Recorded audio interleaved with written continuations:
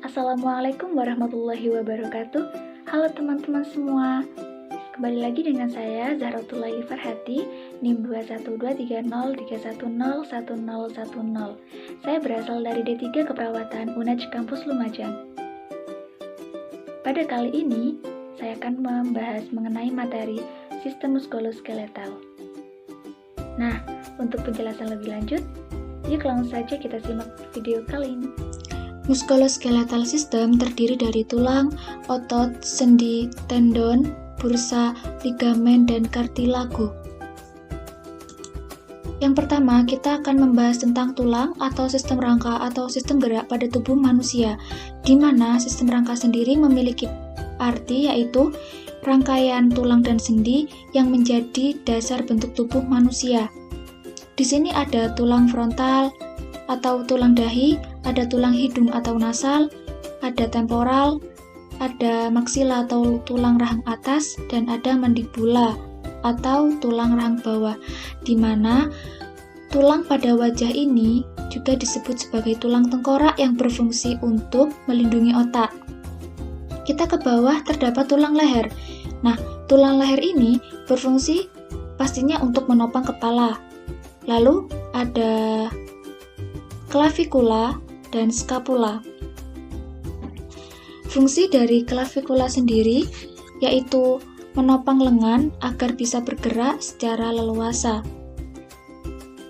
Dan fungsi untuk skapula yaitu menstabilkan postur tubuh.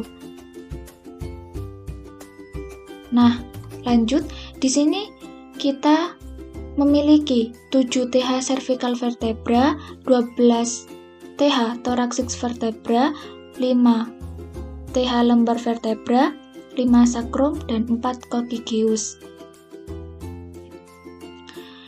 Lalu, di sini ada tulang humerus atau tulang lengan atas. Di sini juga ada sternum. Lalu di sini ada 12 TH rib atau tulang iga, di mana sternum dan tulang iga ini berfungsi untuk melindungi organ-organ vital bagian dalam. Kita lanjut ke bagian tangan. Di sini ada radius dan ulna, di mana radius itu tulang yang menyambungkan siku dengan ibu jari.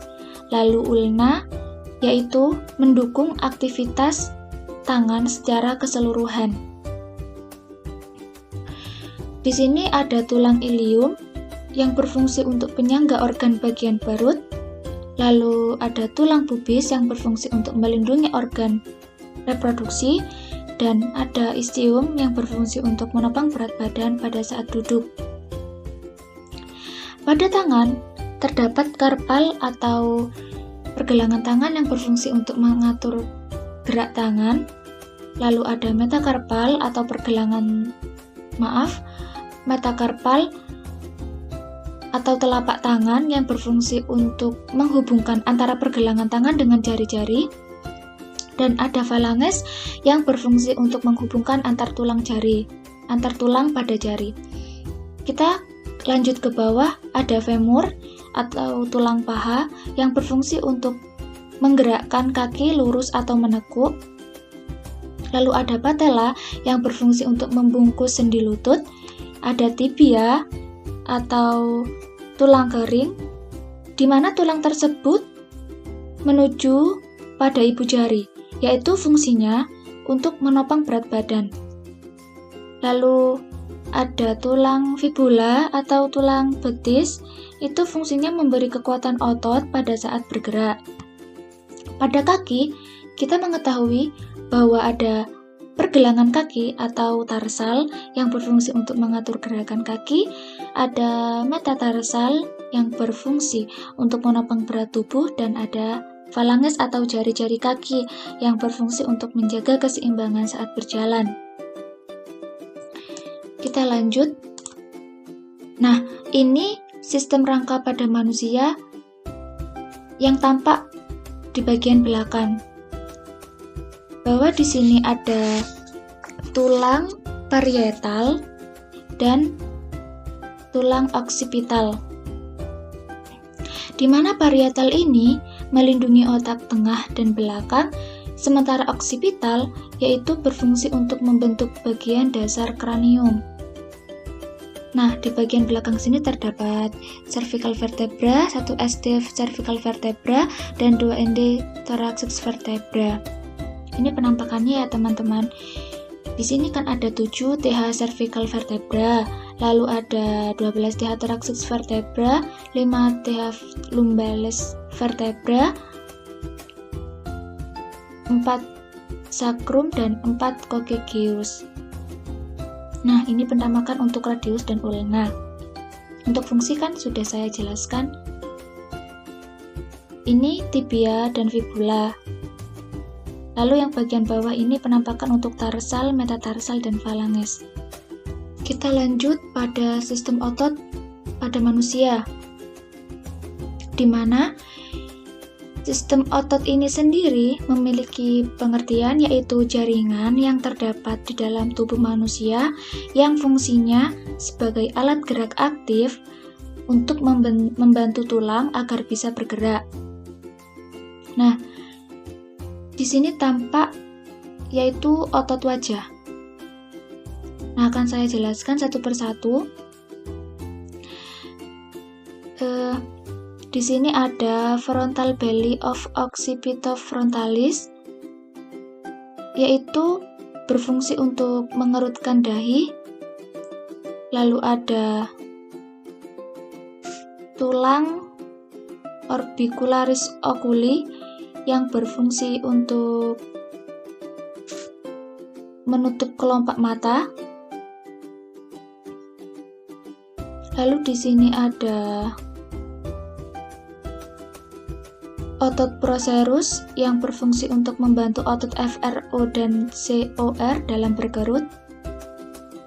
Lalu ke sini ada otot levator labii superioris yang berfungsi untuk menaikkan bibir ke atas untuk memperlihatkan gigi. Ada levator angulioris berfungsi membantu LLS dalam menjaga gerakan berkerut. Ke bawah lagi ada masseter yang berfungsi untuk mengunyah, membuka, dan menutup mulut, serta mengatupkan geraham.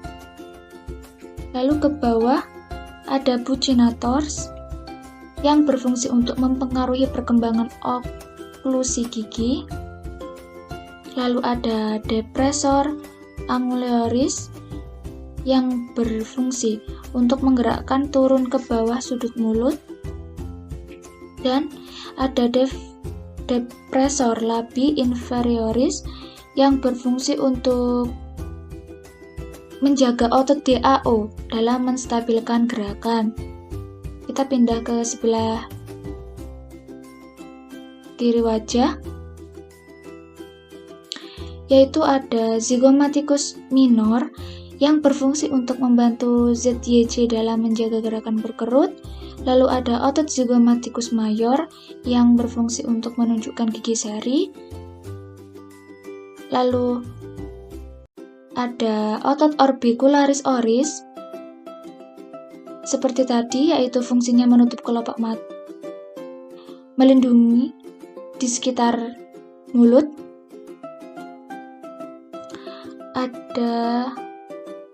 Lalu ada otot palatisma yang berfungsi untuk menarik bibir inferior dan superior. Nah, di bagian dagu sini terdapat otot mentalis yang berfungsi menaikkan dan mengencangkan dagu ke atas dan ke bawah. Ini semua otot-otot yang terdapat pada wajah ya teman-teman. Lalu kita lanjut ke otot leher. Nah, di otot leher ini hanya terdapat beberapa otot saja, yaitu ada otot trapezius. Fungsinya penstabil postur dan otot dalam gerakan. Lalu ada splenius capitis dan cervis, ini berfungsi untuk gerak ekstensi dan hiperekstensi kepala, serta leher, dan juga membantu menopang kepala dan postur tegak.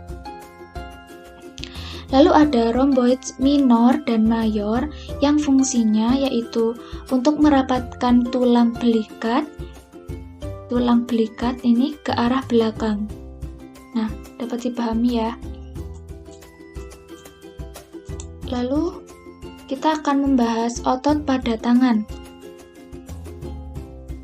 Di sini terlihat bahwa ada otot deltoids. Nah, otot deltoids itu berfungsi untuk menggerakkan lengan menjauhi tubuh. Lalu ada otot brachialis yang berfungsi menggerakkan siku. Ini ya, yang di panah ini.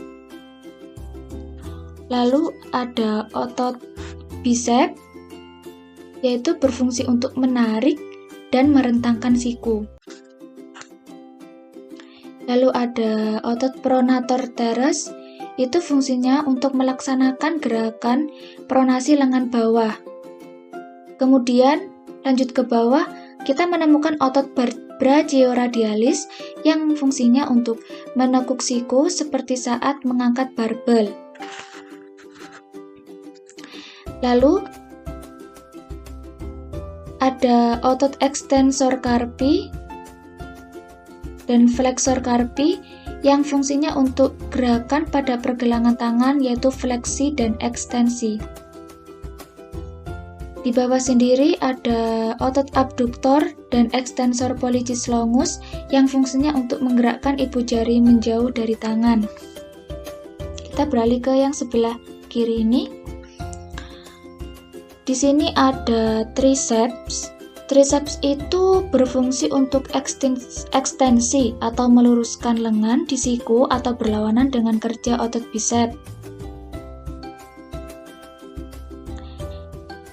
Ya, terus di sini juga ada extensor digitorum, anceneus, dan juga triceps.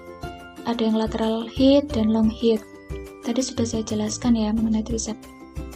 Lalu, pada otot badan yaitu terdiri dari beberapa otot. Yang pertama ada otot pectoralis major yang berfungsi untuk membantu gerakan adduksi dan endorotasi tulang humerus dan menarik skapula ke arah ventral dan caudal.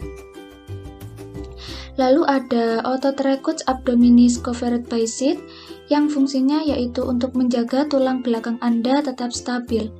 Ini ya yang sudah saya beri panah.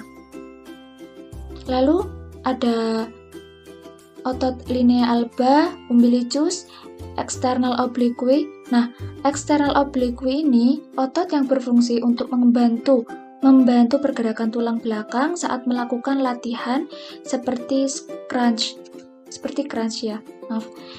Lalu ada otot latissimus dorsi yang berfungsi untuk bertanggung jawab atas adduksi dan ekstensi bahu. Kemudian ada otot serratus anterior yang fungsinya yaitu untuk menarik skapula ke arah depan dinding dada. Ke bawah lagi kita menemukan ada otot rectus abdominis yang berfungsi untuk menunjang pergerakan tulang belakang, dan rectusit yaitu menjaga kestabilan tulang belakang saat melakukan latihan yang membuat tubuh menekuk ke samping. Lalu kita lanjut pada otot kaki.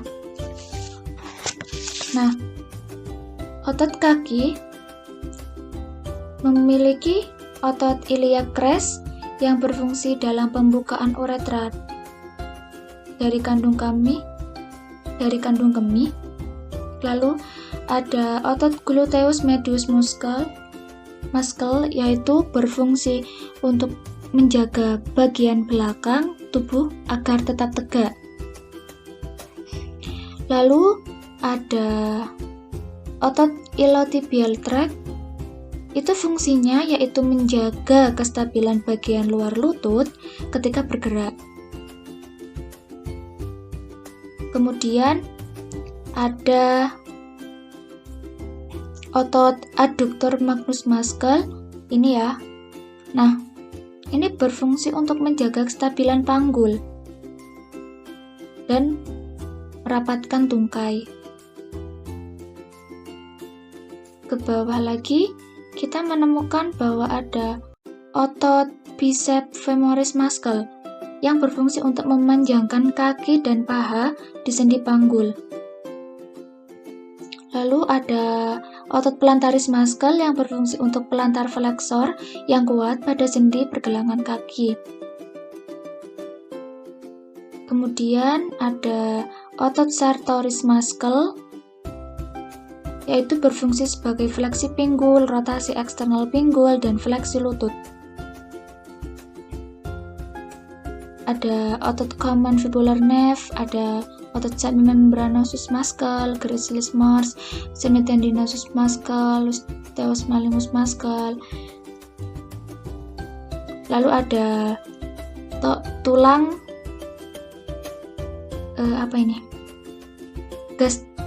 gastrocnemius muscle yang berfungsi untuk melenturkan kaki di sendi lutut dan melenturkan kaki di sendi pergelangan kaki. Kemudian ada otot soleus muscle. Nah, ini fungsinya untuk pelantar fleksor yang kuat pada sendi di pergelangan kaki. Next ya. Nah, kita lanjut pada sendi.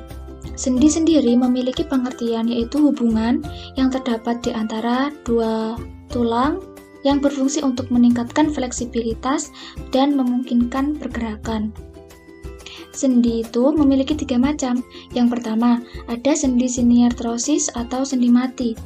Berarti sendi yang tidak mempunyai celah. Nah, di sini saya akan beri contoh pada bagian tengkorak atau leher. Lalu lanjut pada sendi ampiartrosis, yaitu sendi kaku, di mana sendi yang dapat digerakkan namun terbatas. Saya beri contoh pada ruas tulang belakang, ya terlihat. Lalu pada pergelangan tangan di sini, dan pada tulang dada atau sternum di sini ya. Nah, yang terakhir ada sendi diartrosis atau sendi gerak. Sendi gerak sendiri memiliki beberapa macam yang kalian lihat di sini, yaitu ada sendi peluru yang mengarah pada semua arah. Contohnya pada tulang yang terletak dekat di bagian ilium ya, ilium pubisdium. Lalu ada sendi gulung terdapat pada sekitar tangan. Ada sendi geser atau pergeseran pada tulang yang terdapat pada pergelangan kaki. Sendi pelana, yaitu sendi yang mengarah pada dua arah, dicontohkan pada pergelangan tangan. Sendi engsel atau satu arah terdapat pada siku. Nah, itu macam-macam sendi.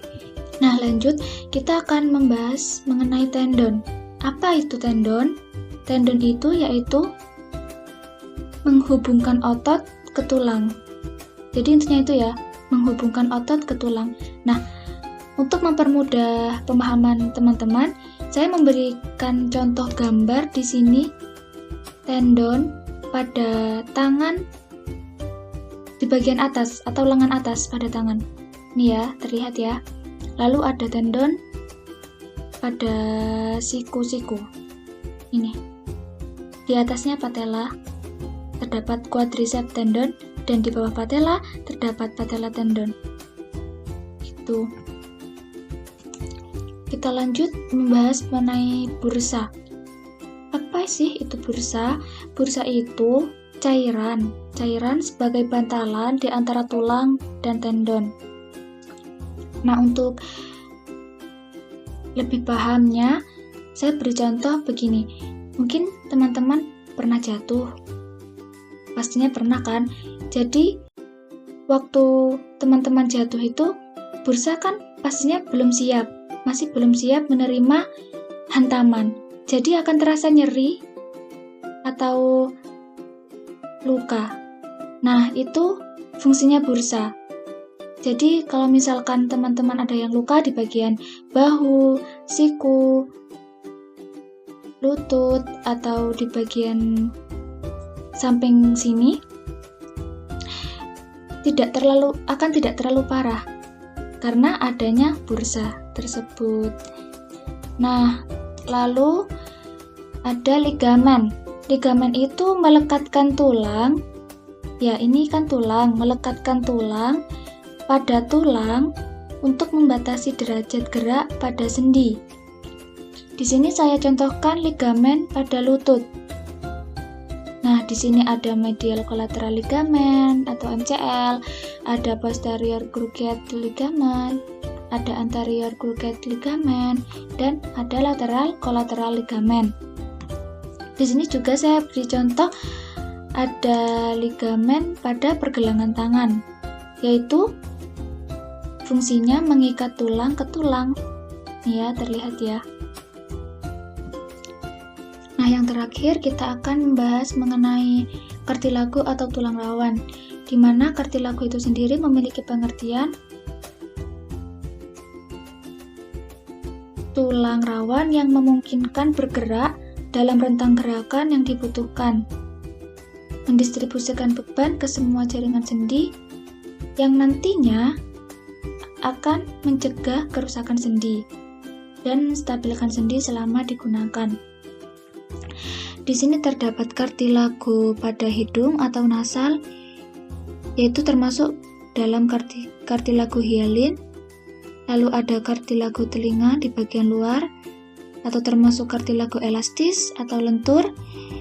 Ada kartilago dada, ada kartilago pubis, kartilago sendi, kartilago lutut, dan kartilago antar usus. Sekian penjelasan dari saya, semoga banyak sedikitnya dapat menjadi referensi untuk teman-teman semua. Jangan lupa like, comment, and subscribe. Simak di video saya selanjutnya ya. Stay tune teman-teman. Wassalamualaikum warahmatullahi wabarakatuh.